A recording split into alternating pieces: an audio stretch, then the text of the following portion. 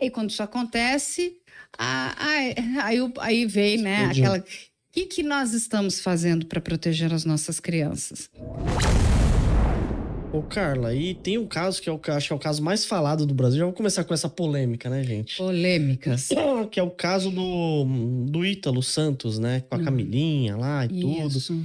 Eu não sei sei bem por cima mesmo, viu? Pra ser bem sincero. Mas algumas coisas que eu vi me chamou muita atenção. Porque quando ele ficou sabendo que a polícia estava atrás dele, ele desfez da casa, né? Começou... O que é que tá acontecendo? Eu vou explicar aqui para vocês. Eu até sei mais do que eu gostaria de saber, né? Mais eu brinco. Não, tem muito. Porque quando eu digo eu sei mais do que eu gostaria de saber, é que quando você se depara que isso vem acontecendo há pelo menos 10 anos. 10 anos. Uhum. E o que acontece? E nada é feito. E por que nada foi feito? A gente... E aí vamos separar as coisas. A gente tem a denúncia do Felca, que foi muito importante. O Felca não denuncia diretamente o Ítalo, ele vai denunciar a questão da adultização, da superexposição, da erotização dessas crianças. E ele jogou ali, ele teve a capacidade, ele conseguiu, e palmas para ele, né? A gente precisa reconhecer isso, que ele jogou uma bomba atômica nessa questão. Foi uma bomba atômica que mexeu com o Brasil inteiro. As pessoas falam, ele fez muito mais do que o Congresso. É verdade. A gente até pode chegar lá depois. Mas ele não foi o primeiro. Muitas outras pessoas já vinham denunciando. E aí eu te pergunto, por que nada foi feito? Entende? Porque independente se é o Felca, se é você, e muitas pessoas usaram os mecanismos que para mim são corretos.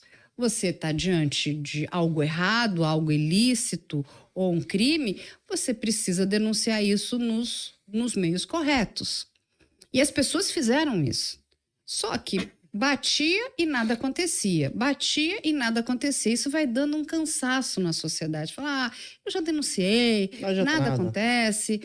Só que teve uma denúncia bastante importante. E em 2023, o Ministério Público da Paraíba começa a investigá-lo. E as pessoas falam, nossa, Carla, mas a gente está em 2025. Uma investigação, ela é longa mesmo.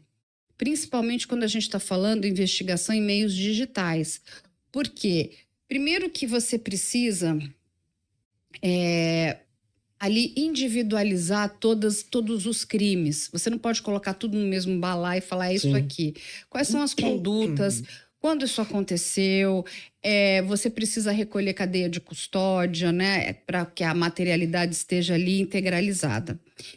E o Ministério Público da Paraíba já vinha fazendo ali uma investigação. E aí nós vamos ter uma outra, que é aí já em final de 2024, do Ministério Público do Trabalho. Então a gente tem o Ministério Público da Paraíba e o Ministério Público do Trabalho da Paraíba. São dois MPs diferentes. Que também começou uma investigação, já o do trabalho aí já ligada à questão do trabalho infantil, que é proibido. A gente não pode ter criança trabalhando sem uma autorização judicial. Sim. Então, assim, se você mesmo quiser fazer...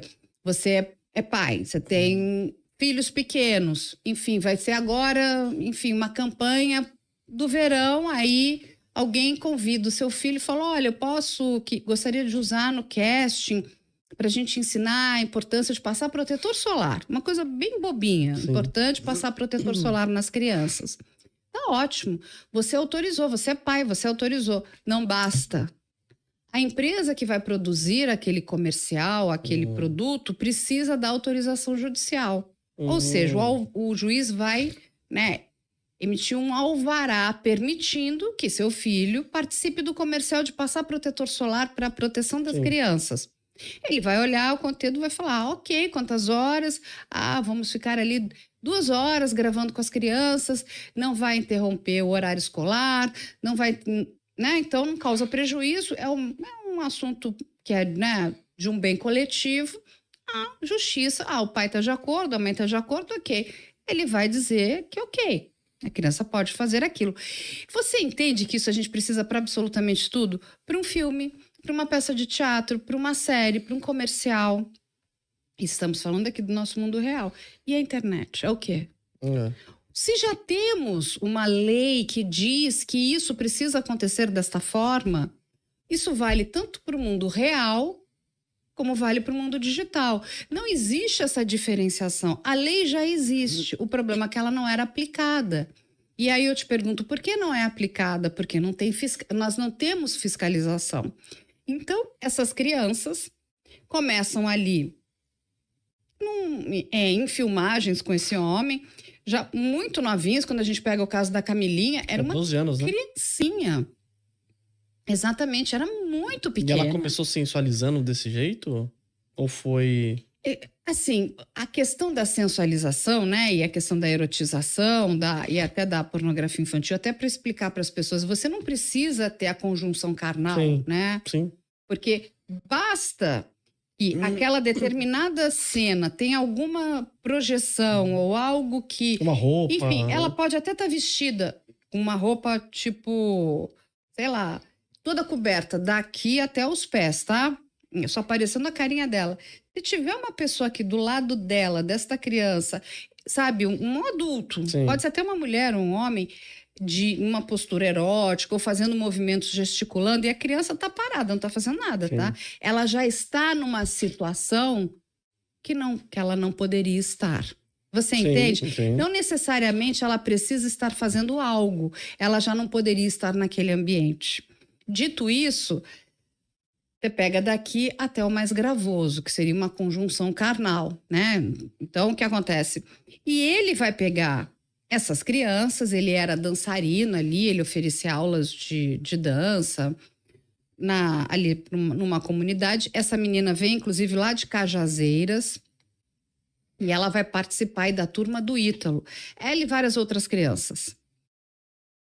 E o que as pessoas começaram a denunciar? E, número 1, essas crianças estavam sendo expostas, e elas não deveriam, porque tudo aquilo que ele fazia tinha um retorno financeiro.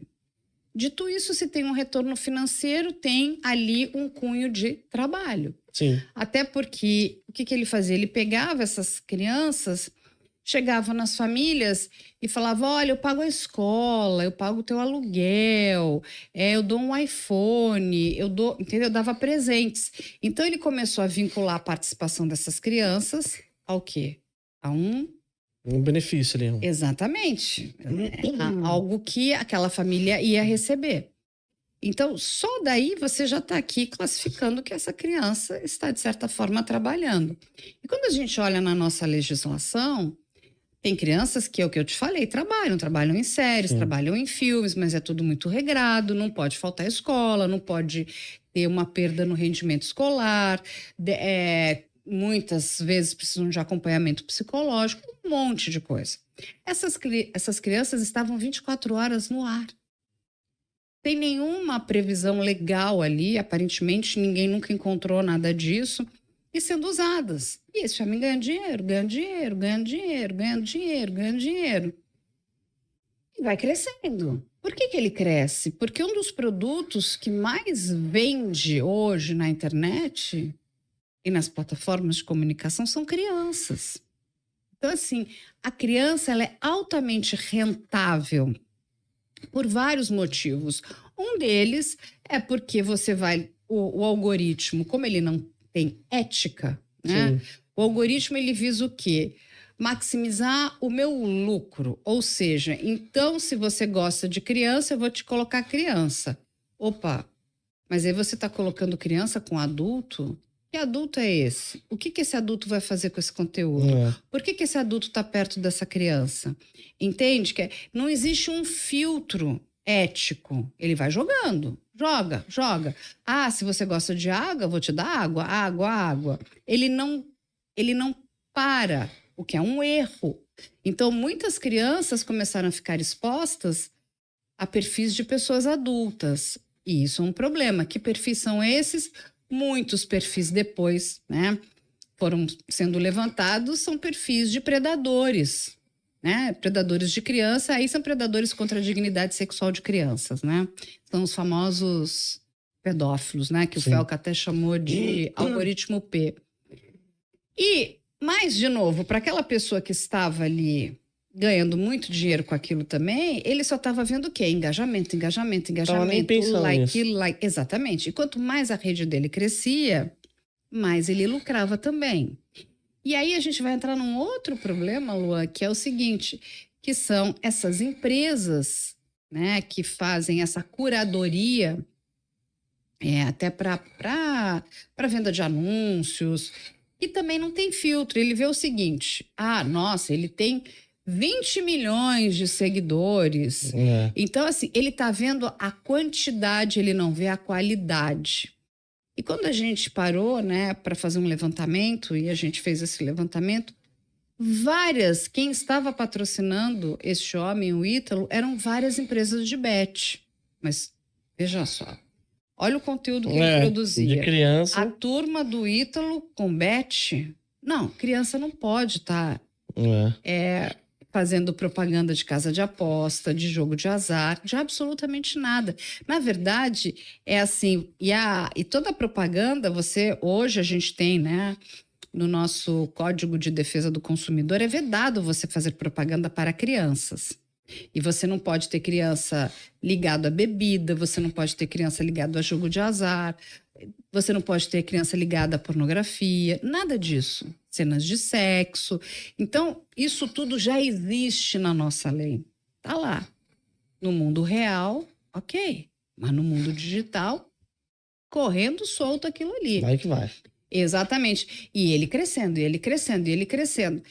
E aquelas crianças são vulneráveis, né? Elas são consideradas, né, pelo nosso Estatuto da Criança e do Adolescente, que é algo muito positivo, né? Que o Estatuto da Criança e do Adolescente, ele visa proteger a infância e a adolescência.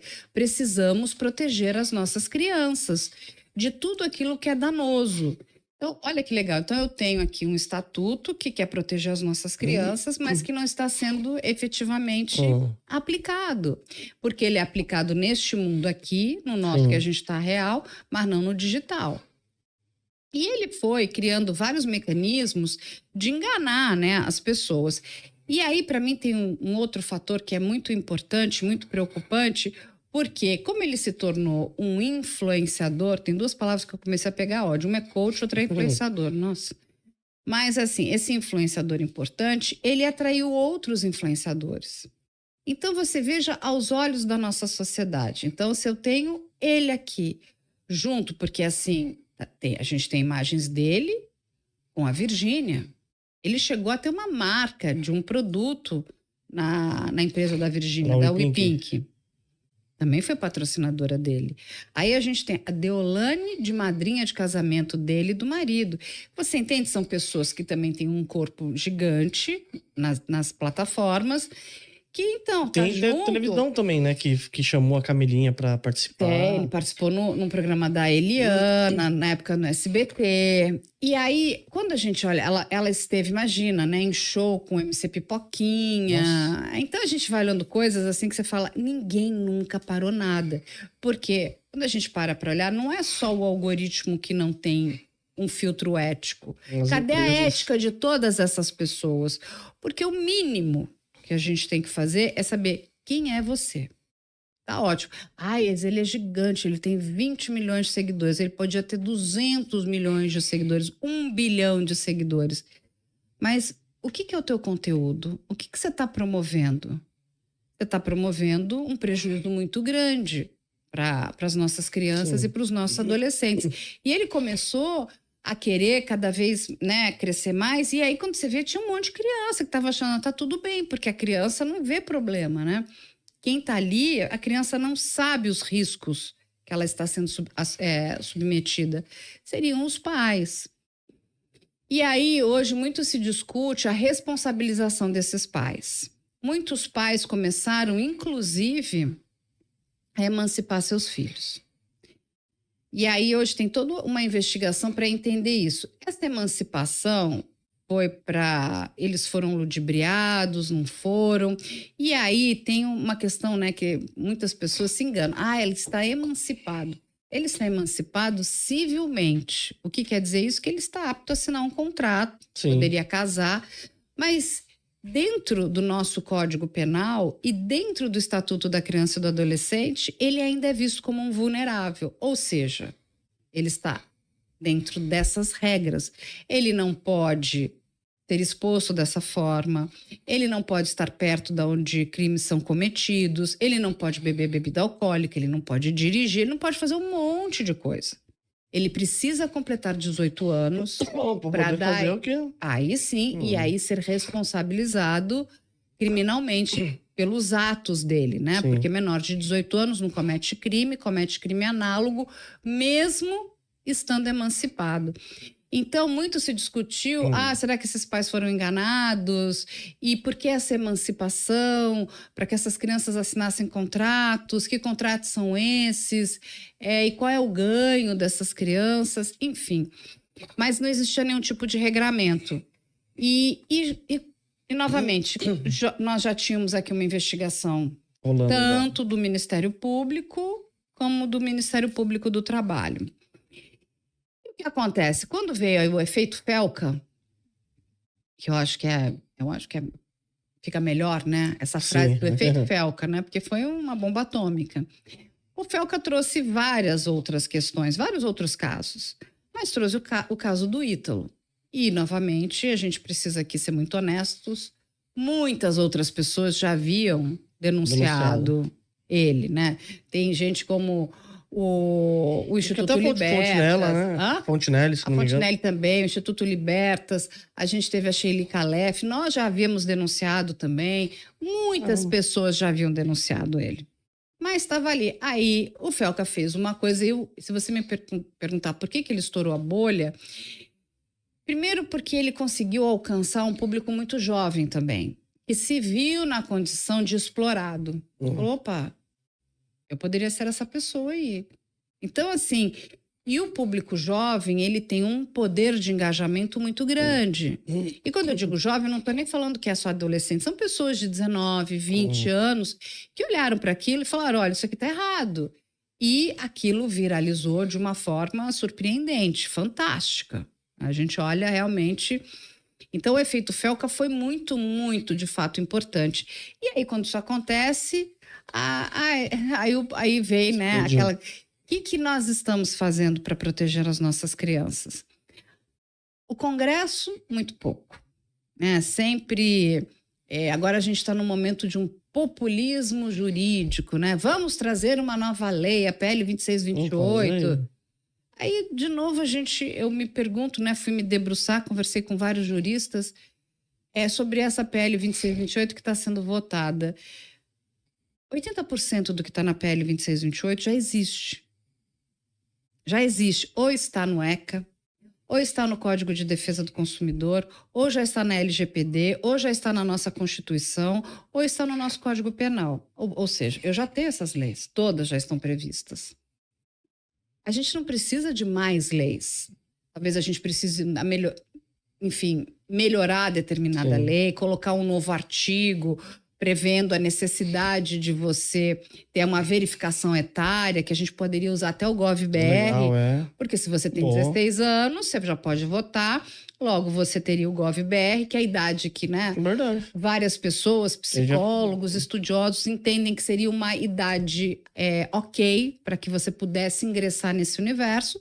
Você teria que entrar com o seu GovBR. Ah, mas eu quero ter 10 contas. 50 contas, você vai usar as 50 contas para o seu GovBR. Uma conta é sua pessoal, outra é do seu trabalho, outra é do seu hobby. Não interessa. Você vai entrar com o seu GovBR e você teria ali a verificação da idade daquela pessoa. Sim. O menor não conseguiria entrar. Isso já resolveria muitos problemas, muito. A juíza Vanessa Cavalieri, que é a juíza da Vara da Infância e da Juventude do Rio de Janeiro, que é a maior vara da infância e da juventude da nossa federação, já fala sobre isso há algum tempo, né? Da questão do GovBR como autenticação para entrada em plataformas. Então, são coisas para serem implementadas. O que a gente precisa é de fiscalização. Não adianta eu ter uma outra lei se eu já não aplico as que eu tenho. Sim. Então, é um populismo jurídico para inglês ver.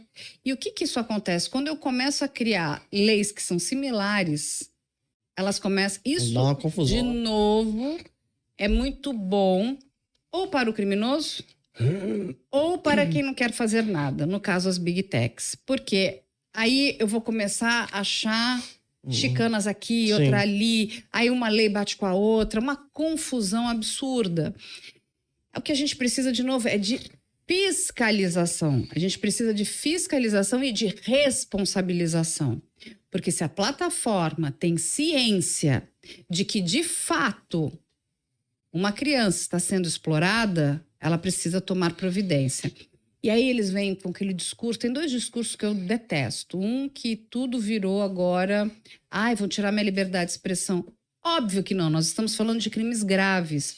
E o outro, que é muito conveniente, né, que é o do pânico. É o mesmo, é o pânico satânico.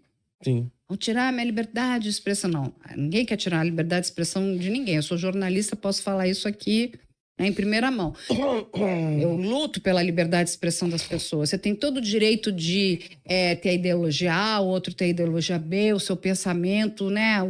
É seu, é de direito seu, que você não tem direito de cometer crimes. Sim. E tem uma outra questão que eles usam muito, né? Que é tipo, é impossível, é muito difícil de eu descobrir. Faça o teste agora. Pegue uma música de um grupo famoso.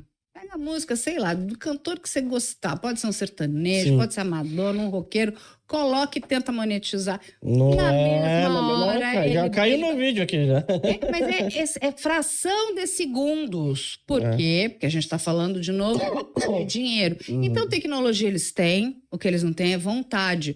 Porque, de novo, quando você fala, né? Mas a propaganda, a plataforma é gratuita. É de verdade, sabe por quê? Porque o produto é você. Sim. Você é o produto. Tudo que é de graça porque você é o produto. Então, se você é o produto, veja só, ela não quer deixar de ganhar com você. E nós entregamos aquilo que nós temos de mais valioso para as plataformas. Os nossos dados de consumo, de absolutamente tudo. Desde o meu gosto por água até se eu consumo violência. O que eles fazem com esses dados? Não sabemos. Isso é uma outra caixa super escondida que ninguém sabe. E que pode ser um bumerangue que volta contra todos nós.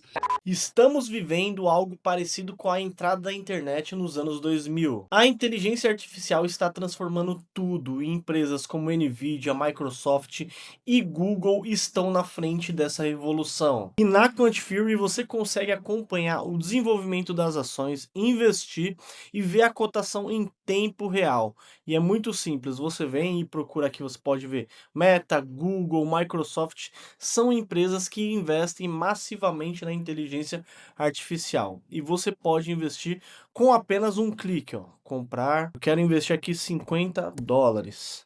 Vou colocar aqui, comprou. E acabei comprando aí uma parte da empresa Microsoft. E o código de convite está no link abaixo.